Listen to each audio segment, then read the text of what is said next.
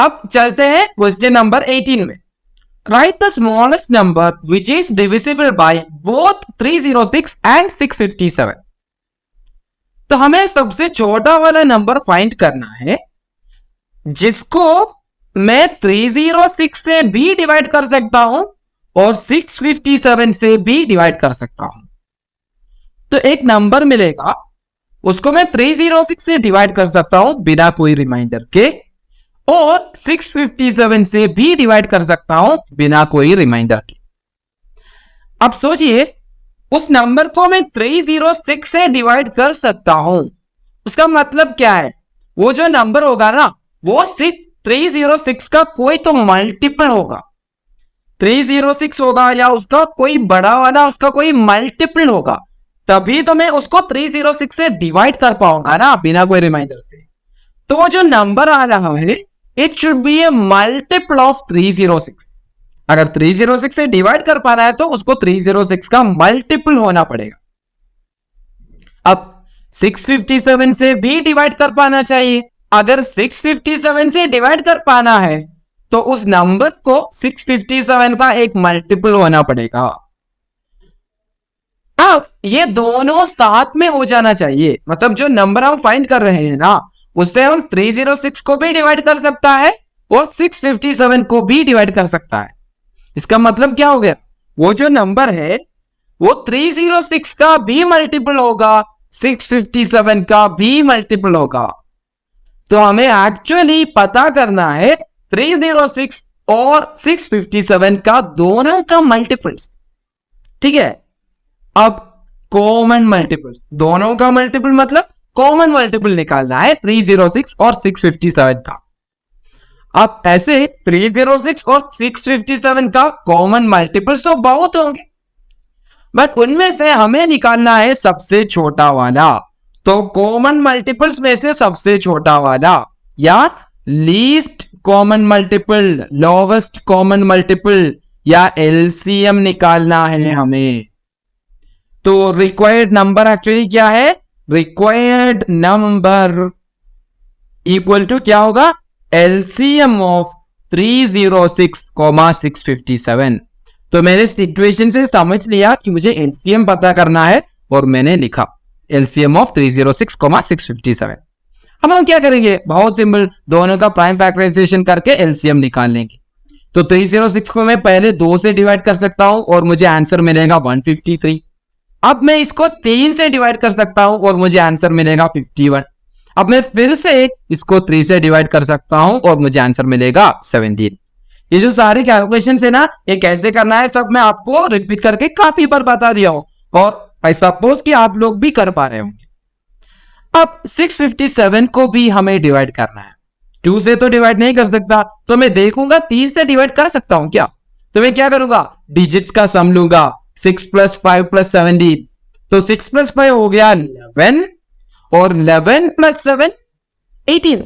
ये जो डिजिट्स का सम है वो 18 आ रहा है और 18 3 का एक मल्टीपल तो है, इसलिए मैं 3 से डिवाइड कर सकता हूं।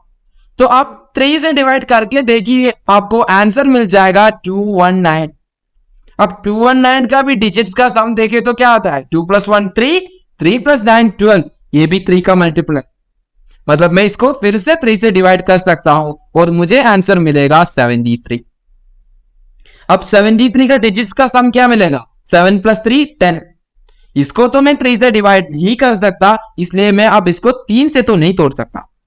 5 से नहीं, 7 से 70 तक आएगा, 73 तो नहीं हो पाएगा।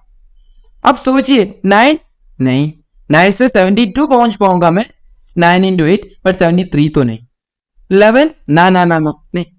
अगर आप सोचते जाएंगे तो पता चलेगा कि कोई नंबर नहीं है जिससे मैं इसको और तोड़ सकता हूं, या ये एक्चुअली एक प्राइम नंबर है। 73 एक प्राइम नंबर है। तो मुझे 306 का प्राइम फैक्टराइजेशन मिल गया 2 × 3 × 3 × 17, यानी 2 × 3² × 17। और 657 का प्राइम फैक्टराइजेशन है 3 × 3 × 73, या 3² × 73।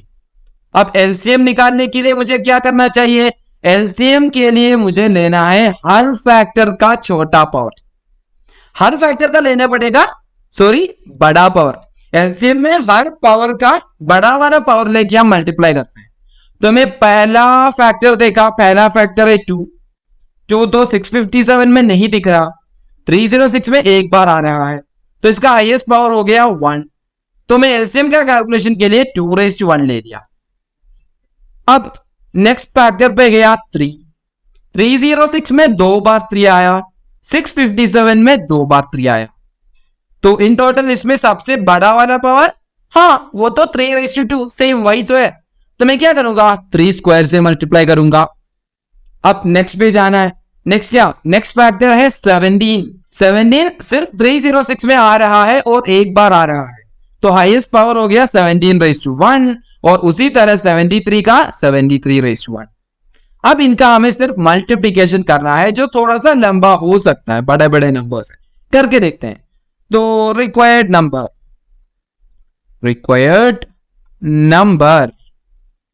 इक्वल टू 2⁻1 2, 3 स्क्वायर मतलब 9, 17 इंटू 73। अब 2 इंटू 9 होगा 18, 18 इंटू 7 इंटू 73। अब 18 इंटू 70 करके देखते हैं, 18 मल्टीप्लाइड बाई 17, 7 इंटू 8 हो गया 56, तो 6 में लिखा और 5 रिमाइंडर, 7 इंटू 1 7, बट रिमाइंडर 5 भी ऐड किया तो वो 12 हो गया।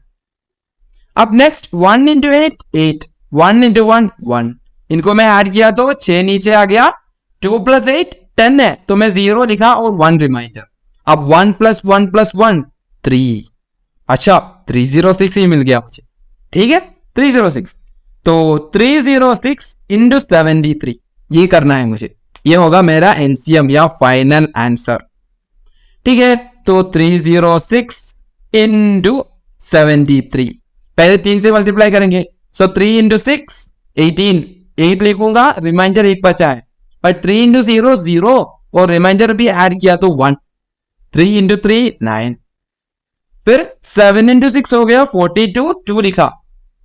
अब 7 इंटू 0 0, उसके साथ रिमाइंडर 4 भी ऐड किया तो 4 आ गया, फिर 7 इंटू 3 21, और मैं इनको फाइनली ऐड किया तो क्या मिलेगा, 8 सीधा नीचे आ जाएगा, 1 प्लस 2 क्या है 3, 9 प्लस 4 13, तो 3 नीचे आ गया और एक रिमाइंडर आया।